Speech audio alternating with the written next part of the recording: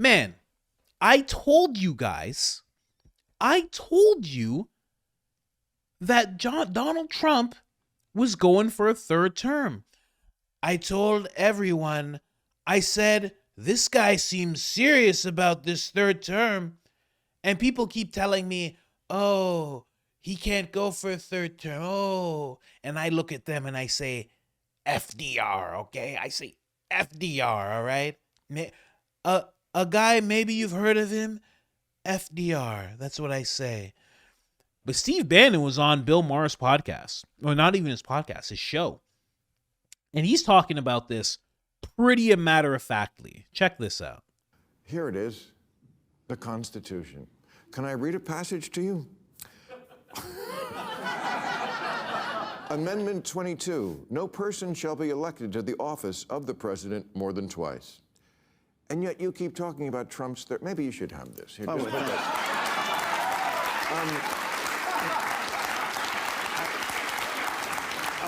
I'll get you to sign it backstage and underline. I will. President Trump didn't bring up running for a third term. Myself and others brought up running for a third term. President Trump is going to run for a third term, and President Trump is going to be elected again on the afternoon of January 20th of 2029. He's going to be president of the United States. Okay, but the thing I just read in there, it seemed like there was no wriggle room there. It seemed like it was just, 8 or 10 words that said only 2 times. We have a team of people that are working. A team. How can a team do something about that? What? I don't care if the team is 12 trillion people. The words are still the words. Bill, every day in federal courts, right now in federal courts, there's 120 lawsuits on what President Trump's doing for his Article 2 rights on the unified executive theory. But he's chief executive, he's commander-in-chief, and he's chief magistrate and chief law enforcement officer. There's 100, and they're running to court every day to sue President Trump, all because the interpretation of this. The interpretation of this is open for interpretation. How could it be open? Could I have it back? How could it? I'm sorry to be. No person. You would agree he's a person. Okay, shall be elected. He was elected to the office. That's the office of the president more than twice. Twice is once and then another time. I don't see what the team is finding. Okay, I will disagree. Listen, Bill. In 2014, you talk about long odds. In 2014, when I backed President Trump when I was running Breitbart, they said I turned Breitbart into Trump Pravda. Okay, the odds there, he polled at 0. Then later in 2021, after he got back to Mar-a-Lago, when Fox abandoned him and the Murdochs abandoned him, the Republican Party abandoned him, the odds were longer then. So our group, the MAGA movement and the tip of the spear of the MAGA movement, we've had long odds before. You know what? And we've come out winning twice. And we're going to come out, we've got long odds on this. We're going to come out winning a third time. On the afternoon of the 20th of January 2029, he's going to be president of the United States. What's happening? What's happening that he's saying that so confidently? I mean, I'm down. Love to see it. But why is he so confident? Does anybody know? Does anybody have any idea? I don't get it. Trump is saying, I don't even want to think about it. He's like, it's just too far away to think about. And he's saying, we're working on it. We're going to get this done. There's a team of people working on it. Whew. All I know is that if it does happen, there's going to be people are already unbelievably mad that he won fair and square this time around. Beat 2 people. Beat Joe Biden, knocked him out of the race, and then beat Kamala Harris, who was installed and injected with a massive amount of money. You thought I was going to say injected with something else. That's what you thought. No. A massive amount of money. Beat them both, no problem. Got shot. It's okay. No problem. Don't worry about it. I'm just saying. I don't know. I don't get it. But I wish Bill Maher pushed on this a little harder and just said, because he's right about the Constitution. He was reading the Constitution there. So how do you go against it? I don't know. People are going to be really mad. That's all I know. Whoever's mad about him being president now, they're going to go nuts if he's president again. they're going to go nuts. Whew. And then later on, Barron Trump's going to be president? Oh, they're not going to know what to do with themselves. It's going to be on. People are going to go nuts. If Trump just again, hand on the Bible, I'm the president. We're going to go one more time, guys. Could you imagine 2029, he's on stage, suit, you know the tie is going to be red. He wins, it's red tie. When he's just having a good time, sometimes it's yellow tie. But when he wins, oh, it's red tie for sure. And he's like, we're going to do it one more time, guys. One more time. I don't care what any Democrat thinks. And I know you don't care what they think either. Right? Right?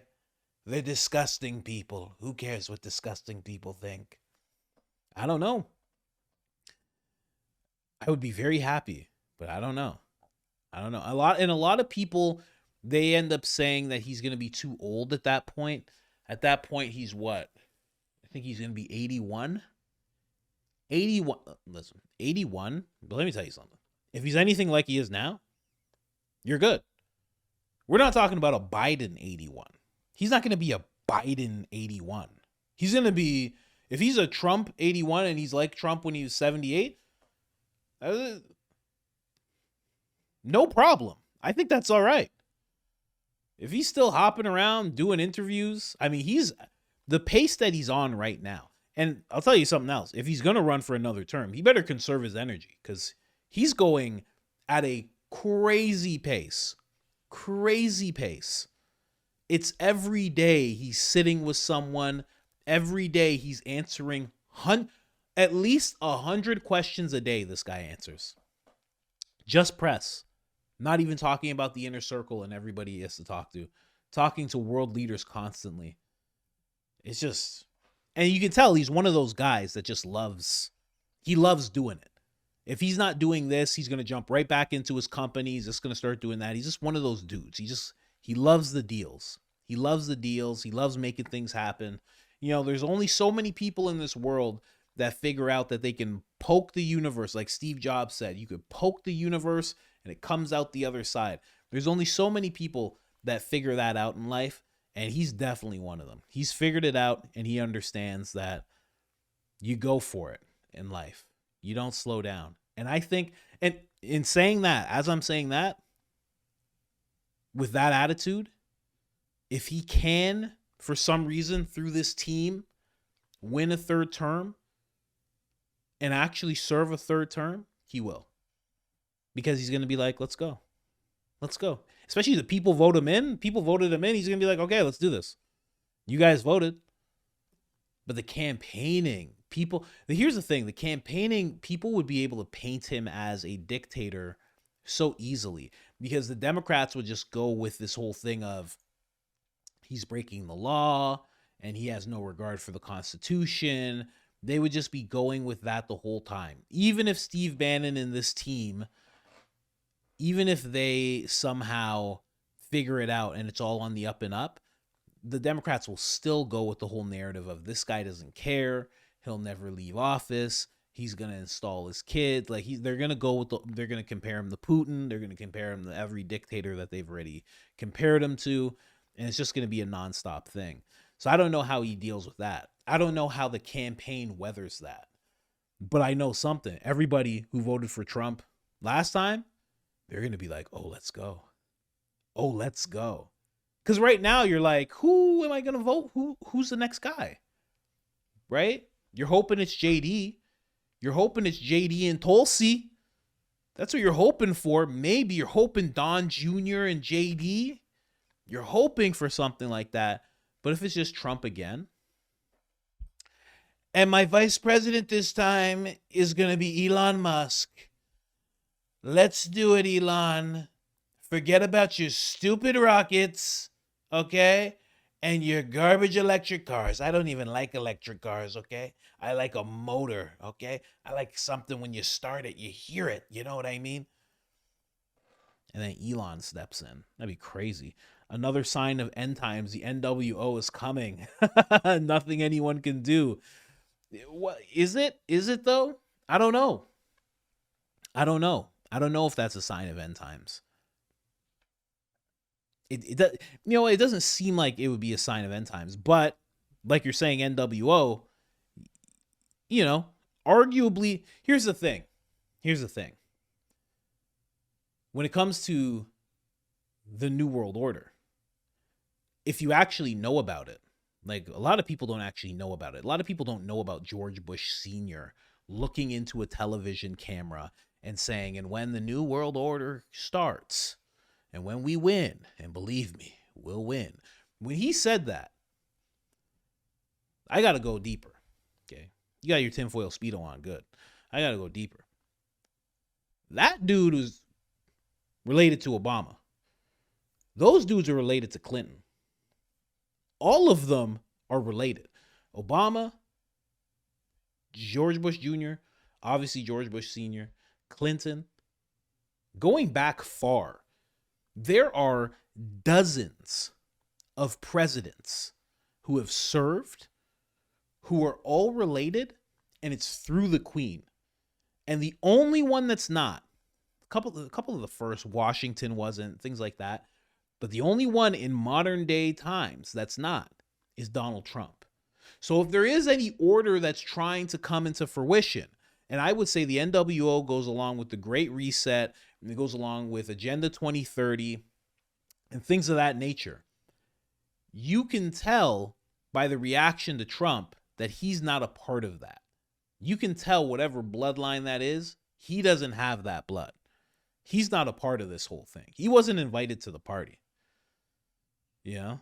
That's why I did that sketch of him talking about Bohemian Grove. They never invited me to Bohemian Grove.